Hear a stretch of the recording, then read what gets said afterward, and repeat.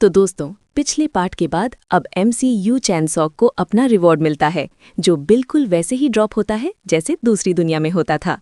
देखने में ये एक छोटी स्पीयर जैसा लगता है, पर MC समझ जाता है कि इसकी लेंथ माना का यूज करके बढ़ाई जा सकती है। MC ये सामुराई की स्वॉर्ड हान सांग को दे देता है, जो सो रही थी।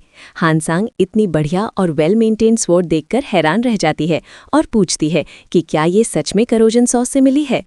MC बिना ज्यादा कुछ बताए उसे आराम करने को कहता है, क्योंकि उसने बहुत मेहनत की थी, और खुद चलते चलते सो जाता है। दूसरी तरफ बाहर की दुनिया में तहलका मच चुका है। हर जगह न्यूज़ फैल गई है कि एक रूकी हंटर ने अकेले ही ग्रेड 2 करोजन सॉस को क्लियर कर दिया है।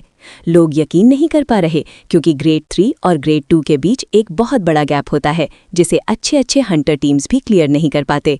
सीन शिफ्ट होता है हॉस्पिटल रूम में, जहां MC आराम कर रहा है। तभी वहां एम्बागो टावर की तरफ से एमेथिस्ट नाम की एक लड़की आती है।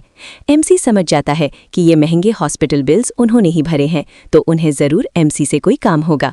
एमेथिस्ट उसे एक स्ट्रॉबेरी केक ऑफर करती है और सीधे पॉइंट पर आती है। वो MC को एक बहुत इंपॉर्टेंट मिशन देती है, एक माना पावर्ड शील्ड जनरेटर को ट्रांसपोर्ट करना।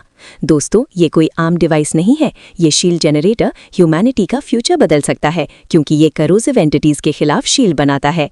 प्लान ये है कि इसे ट्रेन के जरिए व्लादिवोस्टॉक से नेदरलैंड्स और फिर हेलीकॉप्टर से डोवर UK ले जाया जाएगा। लेकिन रास्ता आसान नहीं होगा। एमेथिस्ट बताती है कि यूरोप की हालत बहुत खराब है। वहाँ एनार्की यानी अराजकता फैली हुई है और हंटर कंपनीज वहाँ वॉरलॉर्ड्स की तरह राज कर रही हैं।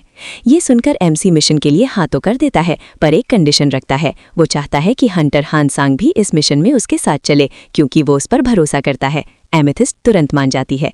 कुछ वक्त बाद MC के लिए एक स्पेशल हेलीकॉप्टर आता है। अंदर उसकी मुलाकात एसोसिएशन प्रेसिडेंट हंटर ली CEN से होती है। वो दोनों साउथ कोरियन आर्मी बेस जा रहे होते हैं, क्योंकि इस मिशन में मिलिट्री भी उनका साथ देने वाली है। रास्ते में वो हेयर्स ऑफ डांगुन नाम के एक टेररिस्ट ग्रुप की बात करते हैं, जो हमेशा हंटर्स के काम में दखल देते हैं जब वो करोजन सॉसेस को क्लियर कर रहे होते हैं।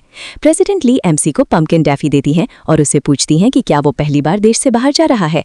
जैसे ही MC हाँ कहता है, प्रेसिडेंट ली उसे वार्न करती हैं कि इस मिशन के दौरान उसे ऐसी बहुत सी बातों का एहसास होगा जिनके बारे में उसने कभी सोचा भी नहीं होगा।